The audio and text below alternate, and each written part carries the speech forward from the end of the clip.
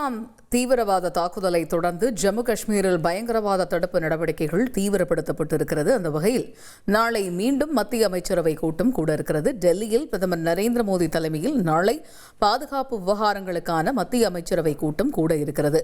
இதுகுறித்த முழு விவரங்களை அறிவோம். செய்தியாளர் ரமேஷ் இணைகிறார். ரமேஷ், நாளைய தினம் மீண்டும் மத்திய அமைச்சரவை கூட இருக்கிறது பிரதமர் நரேந்திர மோடி தலைமையில் என்ற தகவல் வெளியாகி இருக்கிறது. இந்த நாளை கூட இருக்கக்கூடிய இந்த கூட்டம் பற்றிய முழு விவரங்கள் என்ன? வணக்கம். பெஹல்காம் பயங்கரவாத தாக்குதலை தொடர்ந்து ஜம்மு காஷ்மீரில் பயங்கரவாத எதிர்ப்பு நடவடிக்கைகள் தீவிரமடைந்திருக்கிறது. கடந்த சில நாட்களாகவே ஜம்மு காஷ்மீரில் பயங்கரவாதிகள் பதுங்கி இருக்கக்கூடிய இடங்களை அடையாளம் கொண்டு அவர்களை அழித்து ஒழிக்கக்கூடிய பணியிலே ராணுவத்தினர் ஈடுபட்டு வருகிறார்கள். இன்றைக்கும் அதன் தொடர்ச்சியாக ஜம்மு காஷ்மீரின் குப்வாரா, பந்திப்போரா உள்ளிட்ட பல இடங்களில் பயங்கரவாத எதிர்ப்பு நடவடிக்கைகள் தீவிரமடைந்திருப்பதாக ராணுவ வட்டாரங்கள் தெரிவித்துள்ளன. ஏற்கனவே ஊடகங்களுக்கு மத்திய அரசு ஒரு அறிவுரை ஒன்றை கொடுத்திருந்தது. பயங்கரவாத எதிர்ப்பு நடவடிக்கைகள் தொடர்பான நேரலையை ஒளிபரப்ப வேண்டாம் என்று ஒரு அறிவுறுத்தலை கொடுத்திருந்தது. அது இந்த நடவடிக்கையை பாதிக்கும் என்று.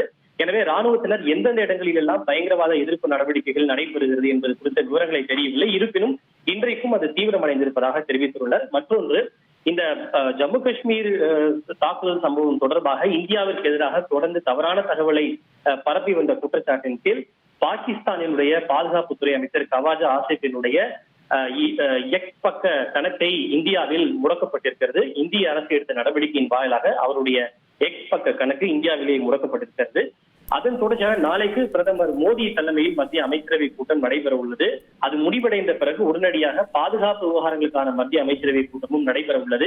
ஏற்கனவே கடந்த வாரம் தான் பாதுகாப்பு விவகாரங்களுக்கான அமைச்சரவை கூட்டத்துல பாகிஸ்தான் மீது பல ராஜாங்க ரீதியிலான நடவடிக்கை எடுத்து உத்தரவு பிறப்பிக்கப்பட்டது. நாளை குறுகிய கால இடைவெளியில மீண்டும் இரண்டாவது முறையாக இந்த பாதுகாப்பு விவகாரங்களுக்கான மத்திய அமைச்சரவை கூட்டம் நடைபெற உள்ளது.